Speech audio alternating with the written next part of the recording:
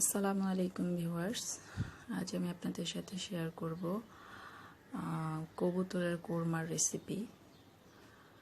তো এই জন্য আমি কিছু বাদাম নিয়ে নিয়েছি।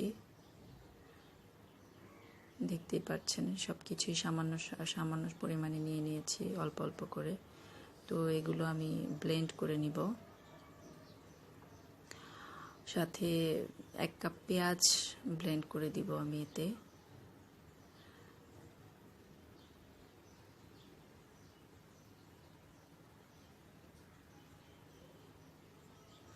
এরপর একটি প্যানে আমি একটু তেল দিয়ে, তেল গরম হয়ে এলে এতে আমি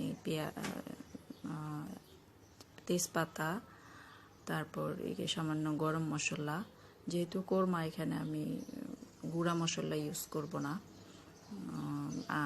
গোটা মশলা দিয়েছি। তো দিয়ে আমি সেই বাদামের পেস্ট আর পেঁয়াজ ব্লেন্ড করে রাখা ছিল ওগুলো দিয়ে দিলাম।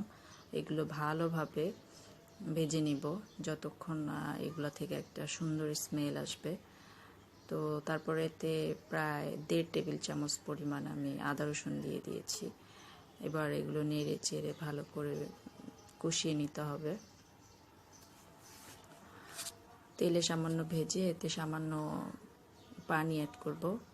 পানি দিয়ে আবারও এগুলো ভালোভাবে কষিয়ে নেব যাতে মশলার গন্ধটা না থাকে, একটা সুন্দর স্মেল আসা পর্যন্ত এটা আমি কষাবো। কষিয়ে এতে আমি এখন একটু মশলা দিব। এতে আমি শুধু একটু জিরার গুঁড়া দিয়েছি আর একটু টক দই আর পরিমাণ মতো লবণও দিয়েছি।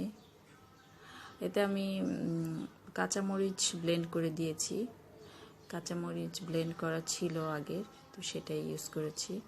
এবার মশলা কষানো হয়ে গেলে আমি এখানে 2টি কবুতরের মাংস নিয়েছি, তো মাংসগুলো দিয়ে দিয়েছি।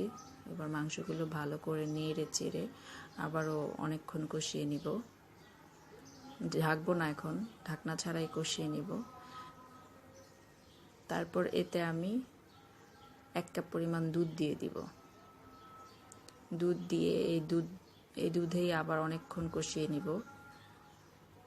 পানিটা শুকিয়ে আসলে, দুধের পানিটা শুকিয়ে আসলে তারপর আমি এতে আবার পানি অ্যাড করে দিব। পানি দিয়ে যখন বলক চলে আসবে তারপর আমি এটা ঢেকে অনেকক্ষণ রান্না করব, একদম অল্প আছে। মাংসটা সেদ্ধ না হওয়া পর্যন্ত আমি এটা রান্না করব। এটা একদম মাখা মাখা হবে, ঝোলটা থাকবে না।